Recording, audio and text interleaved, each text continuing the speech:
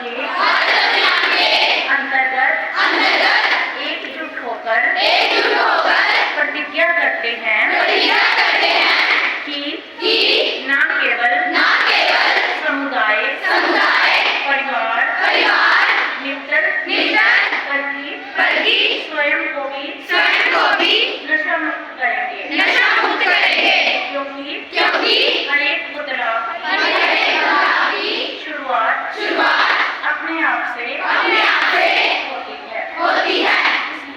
इसलिए आइए हम सब मिलकर अपने जिले पठानकोट को नशा मुक्त कराने का निश्चय करें। मैं प्रतिज्ञा करती हूँ कि अपने देश को अपने जिले को और अपने आसपास के वातावरण को